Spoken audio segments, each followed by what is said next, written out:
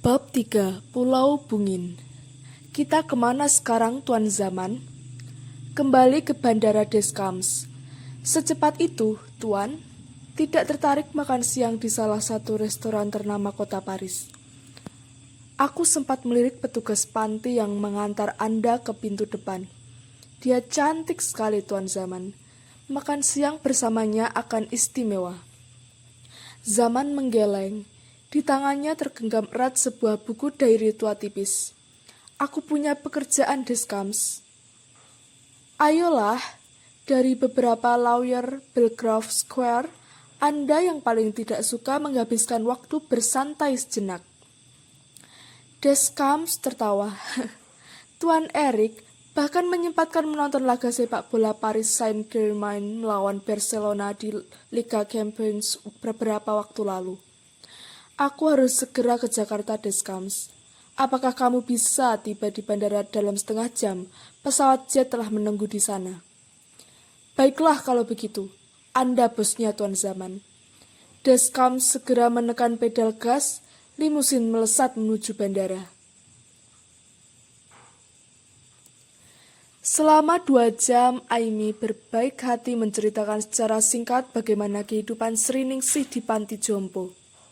16 tahun yang tidak terasa. Minggu-minggu pertama proses adaptasi berjalan mulus. Sri Ningsih fasih berbahasa Perancis. Bulan-bulan berlalu cepat. Sri mulai menyatu dengan penghuni dan petugas panti. Dia menyibukkan diri di dapur, ikut memasak, membantu mengurus tetangga yang lebih sepuh, menghadiri setiap acara panti, berteman dengan semua orang, dan dikenal banyak orang. Penghuni Jalan Huai di Orsay mengenal dirinya, yang suka berjalan-jalan setiap pagi menuju Menara Eiffel, atau sekedar menatap sungai Seine. Sri Ningsih tidak pernah merepotkan orang lain. Dia mengerjakan banyak hal sendirian. Panca inderanya baik, fisiknya masih kuat, mengingat dia pernah menyeberangi Selat Inggris saat badai. 2 tahun tinggal di panti, Sri Ningsih memutuskan bekerja. Dia melamar menjadi guru. Guru? Ya, guru menari. Ibu Sri Ningsih pandai menari. Dia menguasai banyak tarian tradisional. Ada sekolah yang membuka ekstrakurikuler menari bagi muridnya, mencari guru tradisional dari negara-negara Asia. Ibu Sri mengisi aplikasi, mengikuti audisi. Aku terkejut saat suatu malam dia bilang dia diterima mengajar menari. Menatapnya terpana. Usianya hampir 60 tahun. Bagaimana dia mengajari anak-anak menari? Ibu Sri Ningsih tertawa riang. Bilang itu bukan mengajar tarian balet atau tari modern, melainkan tarian tradisional, dia bisa mengatasinya. Aimi mengambil album foto memperlihatkan kepada Zaman. Sri Ningsih di antara murid-murid menarinya dipertunjukkan gedung-gedung acara diplomat. Selama 8 tahun Sri Ningsih mengajar di sekolah itu, pekerjaan baru itu membawanya berkeliling dunia. Sanggar tari yang dikelola diundang dalam banyak kesempatan pertunjukan seni internasional. Zaman menatap foto-foto itu. Sri Ningsih bersama murid-muridnya yang menggunakan kostum tari tradisional, berfoto di depan piramida Mesir, Opera House, Sydney, jembatan San Francisco. Ibu Sri Ningsih baru berhenti mengajar setelah dia punya pengganti yang lebih muda, lebih bersemangat, dan jelas lebih lincah menari. Guru baru itu mantan muridnya yang mencintai budaya Jawa, pernah tinggal di Yogyakarta untuk belajar langsung. Sri Ningsih dengan senang hati mengundurkan diri, pindah menyibukkan diri berkebun. Berkebun? Panti ini punya tanah kosong untuk berkebun? Aimi tersenyum. Tidak punya. Tapi Ibu Sri selalu punya ide menarik. Dia menyulap atap gedung menjadi kebun. Itu hamparan kosong cor beton seluas 300 meter persegi. Ada 6 toren air bersih di sana. Sisanya kosong. Awalnya Ibu Sri menanam tomat di dalam pot, tapi berkali-kali gagal. Tumbuhannya itu layu, mati oleh musim dingin. Beberapa tahun kemudian, dia bukan hanya bisa menanam cabai, kentang, dia berhasil mengubah hamparan kosong itu menjadi kebun yang indah. Apakah aku bisa melihat kebun itu? Aimi mengangguk. 15 menit Zaman mengunjungi kebun di atap gedung. Termangu menatap instalasi kebun hidroponik yang dibuat Sriningsih. Dari benda-benda sederhana, peralatan seadanya, kebun itu terlihat menghijau di bawah kubah plastik transparan. Tanaman cabainya berbuah lebat, memerah, juga tomat, sawi, buncis. Ini seperti dia di halaman belakang rumah di Pulau Jawa. Ibu Sriningsih jarang sakit. Fisiknya selalu aktif. Dia masih gesit menaiki anak tangga mengurus kebun ini. Tidak mau menggunakan lift. Satu-satunya sakit serius adalah sejak 2 hari yang lalu. Dia terbaring lemah di atas ranjang. Dokter memeriksanya. Beliau bilang kelelahan, butuh istirahat cukup. Kemarin sore dia jatuh di lantai saat hendak mengambil air minum. 1 jam kemudian, dia tidak sadarkan diri hingga akhirnya pergi untuk selama-lamanya. Apakah Sriningsih pernah menceritakan tentang keluarganya? Zaman bertanya saat kembali ke kamar 0602. Dia mulai masuk ke bagian penting kenapa dia datang ke panti. Aimi menggeleng. 16 tahun dia tinggal di sini, tidak pernah sekalipun Ibu Sriningsih bicara tentang keluarganya. Teman dekat atau kenalan jauh? Aimi menggeleng lagi. Setauku tidak ada. Aku pernah bertanya soal itu kepadanya. Untuk melengkapi catatan administrasi, Ibu Sri tersenyum menjawabnya. Keluargaku sekarang adalah seluruh penghuni panti ini. Juga teman kenalanku adalah penghuni panti. Dan kamu, Aimi, adalah keluarga sekaligus teman favoritku. Kami tidak terbiasa membahas tentang itu secara detail, karena hal itu kadang membuat penghuni panti emosional. Toh, adalah fakta sebagian dari mereka tinggal di panti ini bukan karena keputusan sukarela. Boleh aku melihat paspor milik Sriningsih? Aimi mengangguk. Dia melangkah menuju lemari, mengeluarkan kotak kayu kecil. Ada beberapa dokumen, catatan, serta surat menyurat di dalam kotak itu. Aimi menyerahkan paspor kepada Zaman. Paspor ini dipenuhi stempel perjalanan yang dia lakukan selama menjadi guru menari. Aku tidak pernah melihat paspor seperti ini, penuh setiap halamannya oleh cap imigrasi. Zaman mengangguk menatap paspor dengan simbol kerajaan Inggris di sampul. Membuka halaman depan tertulis di sana, nama pemilik paspor, Sriningsih, British citizen, date of birth, 21 Mei 46. Paspor ini menarik, menyaksikan perjalanan keliling dunia Sriningsih dengan sanggar tarinya, tapi di luar itu tidak membantu banyak. Bahkan tidak ada informasi pemiliknya, lahir di mana. Zaman membutuhkan data yang lebih awal menjelaskan asal-muasal Sriningsih. Apakah ada dokumen lain yang bisa membantu memberitahuku tempat lahir beliau? Aimi memeriksa isi kotak. Tidak ada. Di kotak ini ada carte de visite, izin menetap di Prancis, beberapa dokumen kesehatan, surat menyurat dari mantan muridnya di sekolah, kenang-kenangan saat tampil di gedung-gedung, daftar bibit tanaman di kebun, hanya itu. Aku sudah memeriksanya. Isi kotak ini tidak ada yang penting.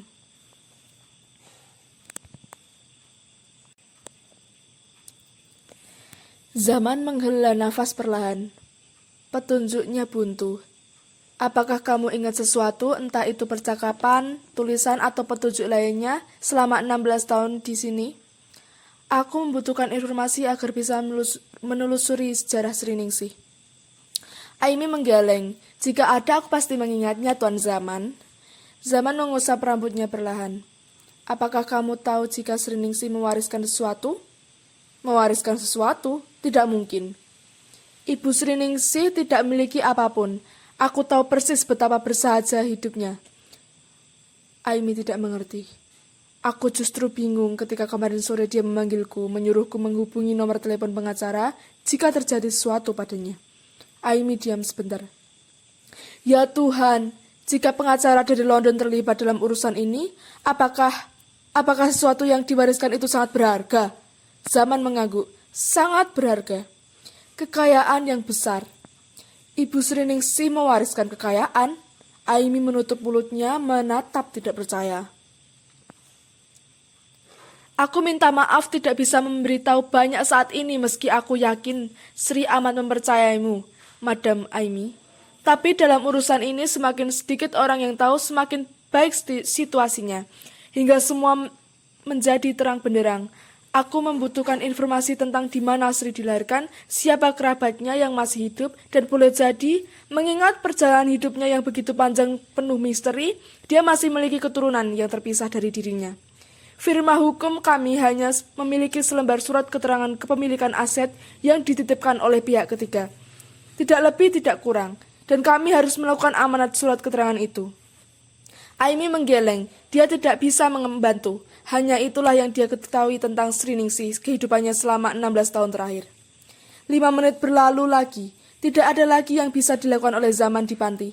Petunjuk pertamanya sudah buntu, dia harus kembali ke London, bekerja memeriksa data imigran yang datang ke London. Dari jutaan data manual sejak 30 atau 40 tahun yang lalu. Mungkin dia beruntung bisa menemukan informasi tentang Sri Ningsih. Tidak semua data imigran telah dikomputerisasi. Dan jika data itu berhasil ditemukan, semoga membantu, karena boleh jadi juga hanya informasi seadanya. Zaman menyalami Aimi, berpamitan. Jika Madam memiliki informasi baru, harap hubungi telepon yang telah diberikan Sri Ningsih. Itu akan segera tersambung kepadaku. Aimi mengangguk. Zaman menuruni anak tangga, melewati lantai 2. Surprise! Luar biasa, kapan kamu tiba, nak? Salah satu kakek-kakek tiba-tiba berseru kepada Zaman. Persis dia melewati ruangan berkumpul. Seperti kejadian sebelumnya, tanpa sempat menghindar, kakek itu langsung memeluk Zaman erat-erat. Zaman tertawa. Aku tiba baru saja. Bagaimana kabar Bapak? Kali ini Zaman melakukannya sungguh-sungguh. Dia balas memeluk erat-erat Maximilian, yang sepertinya bahkan sudah lupa jika 2 jam lalu sudah bertemu dengan Zaman. Bridget tertawa melihatnya, mengacungkan jempol ke arah Zaman. Ayo, mari, aku perkenalkan dengan teman-temanku. Kami sedang merayakan sesuatu. Entah perayaan apa, aku lupa kenapa kami berkumpul di sini. Mari, nak. Zaman menggeleng sopan. Dia tidak bisa. Aku ingin sekali berkenalan dengan yang lain, Pak. Tapi aku minta maaf, tidak bisa berlama-lama. Aku harus kembali ke London. London? Sejak kapan kamu tinggal di London? Besok-besok aku jelaskan, Pak. Aku janji. Nanti aku akan kembali mengunjungi. Kamu akan kembali mengunjungiku? Sungguh?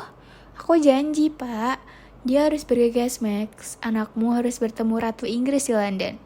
Beatrice sambil menyimpul senyum membantu Zaman agar bisa meloloskan diri. Ratu Inggris? Ya Tuhan, kamu sekarang jadi bangsawan, nak. Apakah kamu punya kuda putih, pedang panjang, dan baju zirah? Tentu saja dia punya, tapi dia harus bergegas, Max. Jangan menghambatnya. Oh, maaf. Baiklah, semoga pekerjaanmu lancar. Maximilian melepas genggaman tangan di lengan Zaman. Salam buat Ratu Inggris, nak. Zaman mengangguk. Dia terbebas sekarang, melanjutkan menuruni anak tangga sebelum Maximilian berubah pikiran. Zaman sudah tiba di pintu depan saat Aimi menyusulnya. Tunggu sebentar, Tuan Zaman. Aimi berseru. Zaman menoleh. Langkah kakinya terhenti. Ada apa? Aku menyaksikan kejadian di lantai 2 barusan. Boleh aku bertanya sesuatu? Tentu saja boleh. Apakah kamu sungguh-sungguh akan mengunjungi Maximilian lagi? Atau itu hanya basa-basi agar dia melepaskan pelukan dan kamu bisa pergi? Zaman menatap Ami tidak mengerti. Tentu saja aku bersungguh-sungguh. Tapi dia bukan siapa-siapa kamu. Aimi menatap ingin tahu. Memang bukan, tapi tempat ini telah memberikan pengalaman menarik 2 jam terakhir. Membuatku belajar banyak hal baru. Selain bagiku, janji adalah janji. Setiap janji sederhana apapun itu memiliki kehormatan. Besok lusa aku akan kembali menemuinya. Walaupun boleh jadi, Maximilian sudah lupa denganku. Aku sungguh-sungguh mengatakan kalimat tadi. Itu bukan excuse. Aimi terdiam. Mata birunya menatap kelamat-kelamat Zaman. Kemudian perlahan mengulurkan tangannya yang menggenggam buku diary tipis.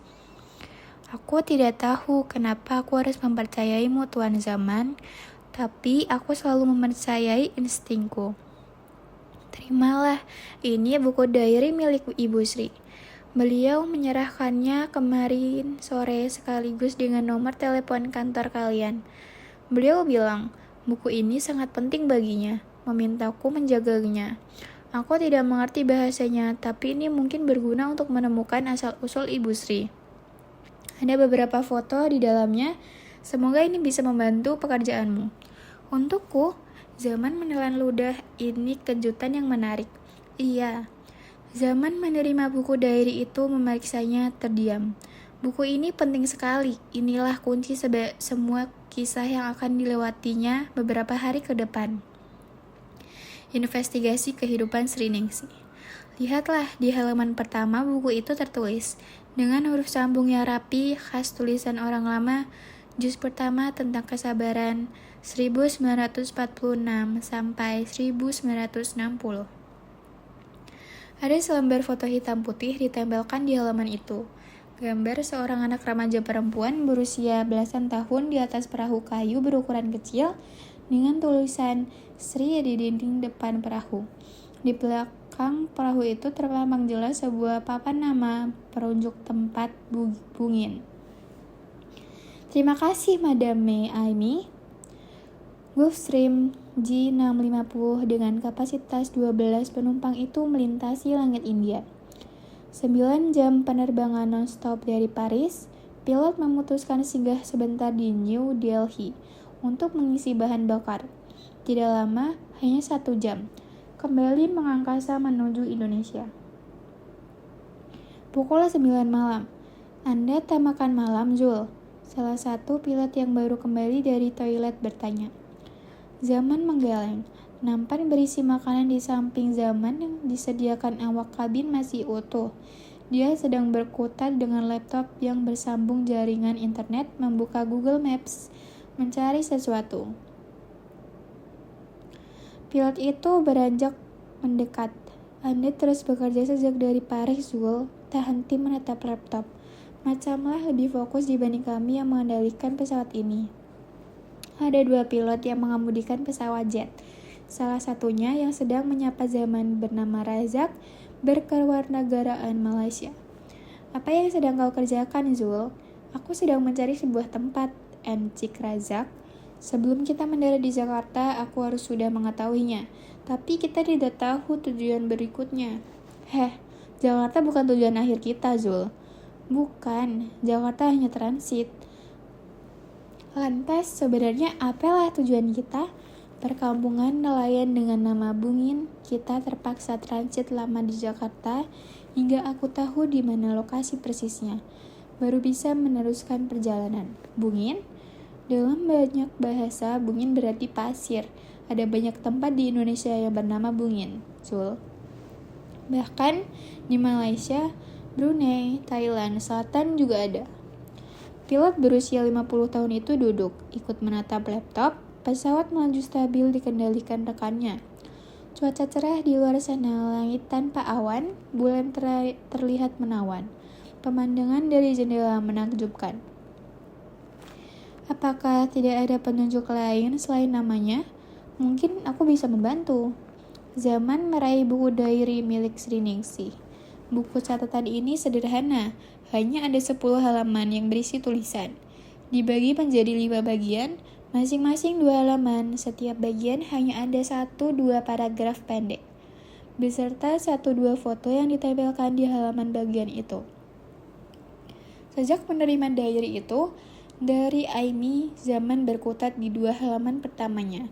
Juz pertama dengan kesabaran 1946 sampai 1960.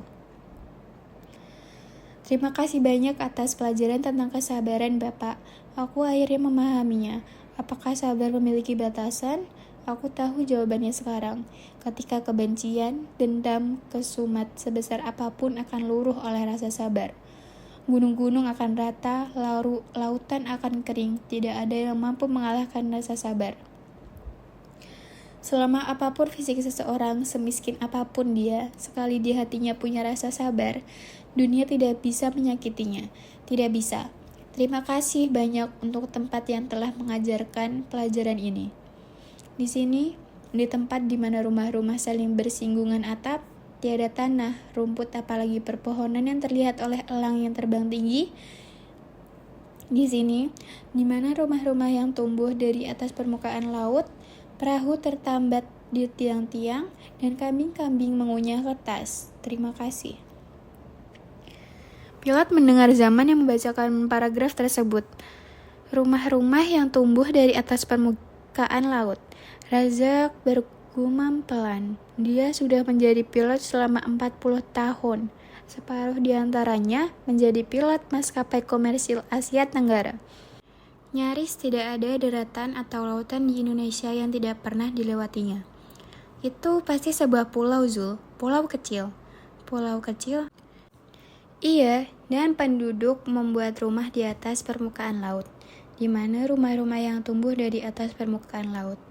Boleh akan meminjam laptopmu? Zaman mendorong laptopnya. Di tempat di mana rumah-rumah yang bersinggungan atap, tiada tanah, rumput apalagi perpohonan yang terlihat atas elang yang terbang tinggi. Razak mengetikkan sesuatu di atas Google Maps. Aku sepertinya tahu tempat itu. Aku pernah melihatnya dari atas langit, seperti elang yang terbang. Hanya ada satu tempat bernama Bungin dengan karakteristik begitu. 2 detik, internet kecepatan 1 Gbps telah menampilkan tempat yang diketikkan Razak. Pulau Bungin, Sumbawa pulau terpadat di dunia. Zaman menatap layar laptop yang memperlihatkan citra satelit dengan resolusi tajam. Pulau itu luasnya paling 8 hektar. Seluruh pulau hanya terlihat atap rumah rapat satu sama lain. Tidak menyisakan pemandangan tanah lagi. Bahkan rumah-rumah terus merengsek ke permukaan laut, berdiri di atas karang-karang mati yang tertumpuk. Puluhan kapal tertambat di tiang rumah, juga di dermaga. Dia bisa melihatnya dengan jelas. Ini brilian, Encik Razak. Tidak salah lagi, inilah tempat yang dimaksud. Zaman berseru. Aku menghabiskan waktu berjam-jam mencari tempat ini. Anda hanya butuh beberapa menit saja. Sejak kapan seorang pilot pandai menebak rima sebuah kalimat? Razak tertawa. Itu bukan rima, Zul. Itu justru kalimat yang sangat harfiah. Profesi kami selalu dan harus menggunakan perintah yang clear dan beruntung. Aku pernah melintasinya. Apa bandara terdekat dari pulau ini? Sumbawa besar, sekitar 70 km dari Pulau Bungin. Razak berdiri. Kalau begitu kita langsung ke sana, Encik Razak. Tidak perlu transit lagi di Jakarta. Razak mengangguk. Baik, aku akan mengubah koordinat tujuan akhir. Jika tidak ada masalah, kita akan tiba di sana 9 jam lagi. Besok pagi-pagi pukul 6. Jangan lupa makan dan istirahat, Zul. Ini perjalanan jauh. Aku tidak ingin ada penumpang yang jatuh sakit di atas pesawat. Zaman balas mengangguk. Dia bisa makan sekarang.